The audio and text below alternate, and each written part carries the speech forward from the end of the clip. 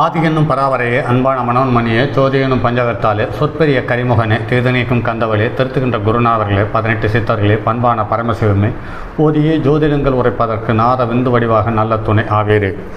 உலகில் உள்ள தமிழ் பேசும் அனைத்து நல் உள்ளங்களுக்கும் மற்றும் ஜோதிட சான்றோர்களுக்கும் மூத்தோர்களுக்கும் ஆர்வலர்களுக்கும் மற்றும் இந்த காணொலியை காணும் உங்களுக்கும் ஆஸ்ட்ரோராஜின் இனிய நல்வணக்கங்கள்.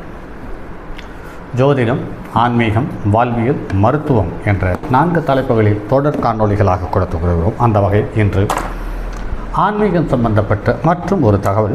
இது சிவனின் பிரதோஷ வழிபாடு எத்தகையது, எப்படி வழிபட வேண்டும் என்பது சார்ந்த தகவலை இந்த காணொலி உங்களுக்கு தர காத்திருக்கிறது. வாருங்கள் காணொலிகள் செல்வோம். அந்த காலத்தில் இருந்தே,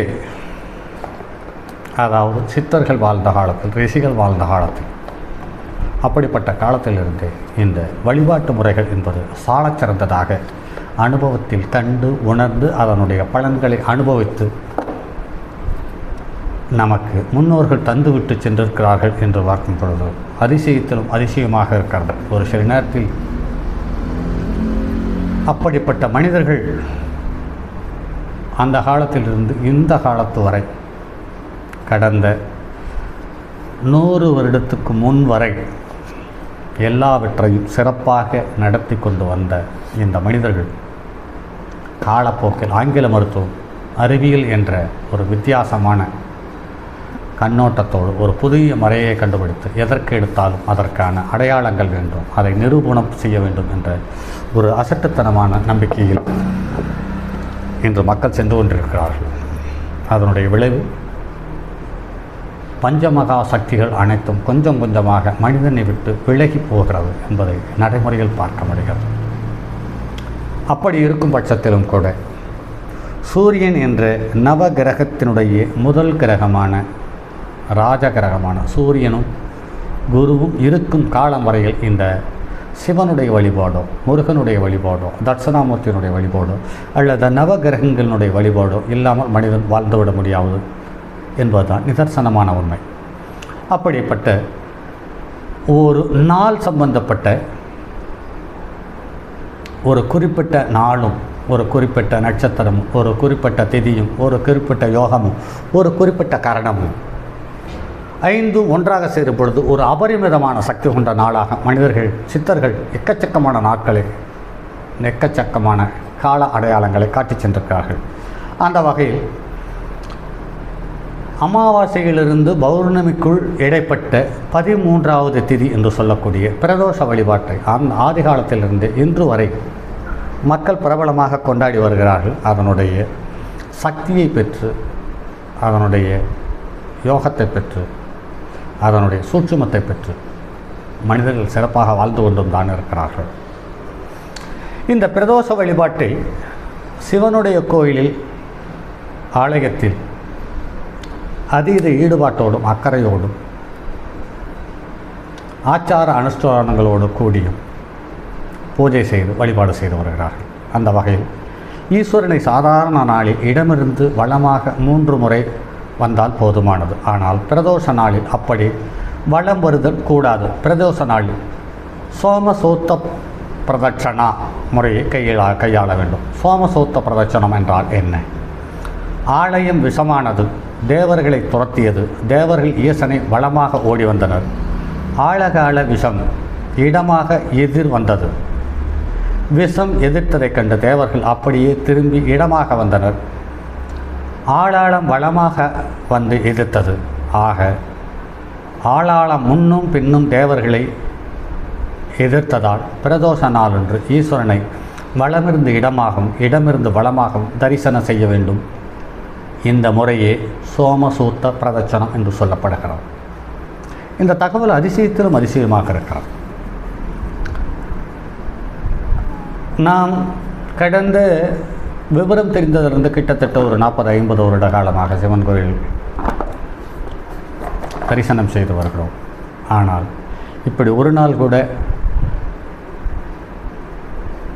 வளம் வந்ததாக ஞாபகமில்லை.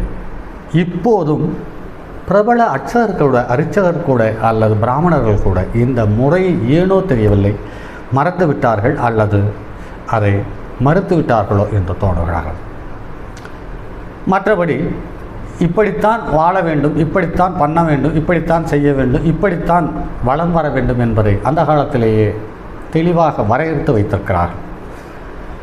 பிரதோஷ நாள் அமாவாசையிலிருந்து 13வது நாளென்று வரும். அதை திரையோதசி நாள் என்கிறார்கள். இதேபோல் பௌர்ணமியிலிருந்து 13வது நாளென்று வரும். இதையும் திரையோதசி என்று சொல்லுகிறார்கள். அமாவாசையிலிருந்து 13வது நாளாக வரும் திரையோதசி திதியை வளர்பிறை பிரதோஷம் என்றும், பௌர்ணமியிலிருந்து 13வது நாளாக வரும் திரையோதசி திதியை தேய்பிறை பிரதோஷம் என்றும் அழைக்கின்றனர். பிரதோஷ நாளன்று உடல் சுத்தம் செய்து கொண்டு ஆலயத்தில் பிரவேசிக்க வேண்டும். முதலில் ரிஷபதேவருக்கு நெய் தீபம் போட்டு அருகம்புல் கொடுத்து வாழை தொட்டு வணங்க வேண்டும். பிறகுதான் கணபதியை வணங்க வேண்டும். அடுத்து நந்தி தேவருக்கு பின்பு நின்று கொம்புகளுக்கிடையே லிங்கத்தை தரிசிப்பதே சிறந்த முறை. ஆலயத்தில் கூட்டம் அதிகமாக இருந்தால் மனதால் லிங்கத்தை தியானிக்கலாம். தியானித்துவிட்டு அப்பிரதட்சணமாக வலதுகை ஓரமாக சண்டகேஸ்வரர் சன்னதி வரை சென்று சண்டகேஸ்வரரை வணங்கிவிட்டு அப்படியே திரும்பி முன்பு போல நந்தீஸ்வரர் பின்பு நின்று லிங்கத்தை தியானித்துவிட்டு வழக்கம்போல் இடமிருந்து வளமாக பிரதட்சணம் வர வேண்டும்.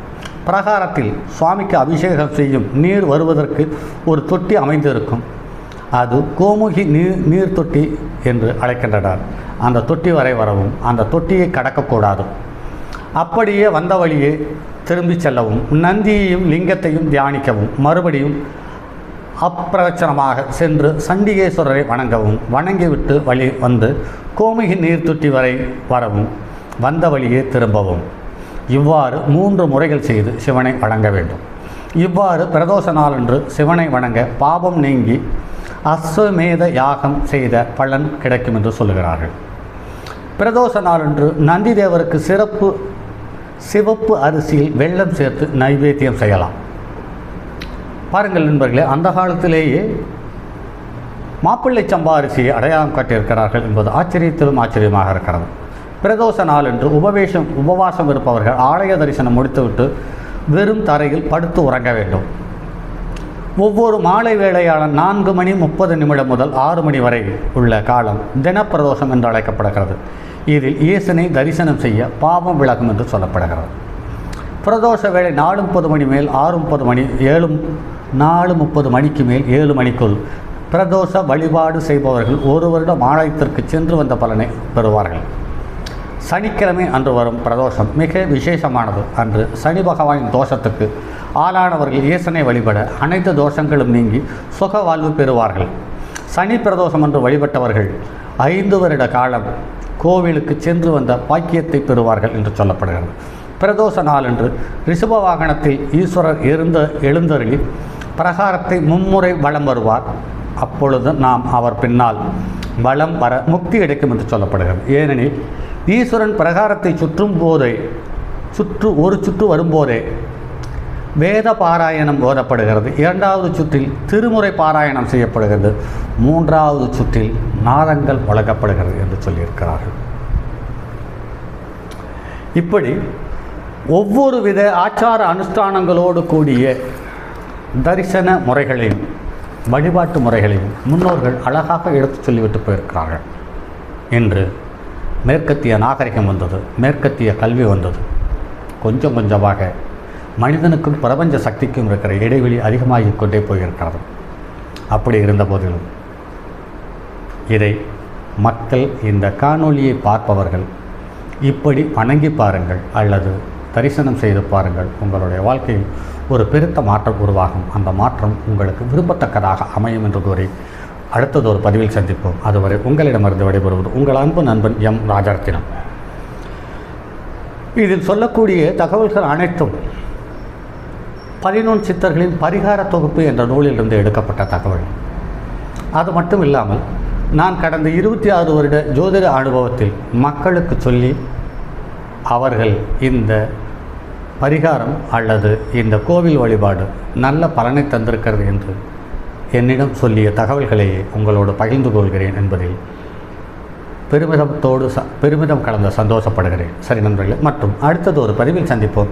அதுவரை உங்களிடமிருந்து விடைபெறுவது உங்கள் அன்பு நண்பன் எம் ராஜரத்தினம். தங்கமான் மழுவோடேந்தி தன்மதி தலையில் கொண்டோர் மங்கையர் பதிக்கச் சொன்னும் மாமொழி ஜோதிடத்தை இங்கு யாம் உரைப்பதற்கோ எம்மை என்னும் பிள்ளை வராமல் காக்க செங்கன் மால்மருகன் யானைச்சரன் பதம் காப்பதாமே.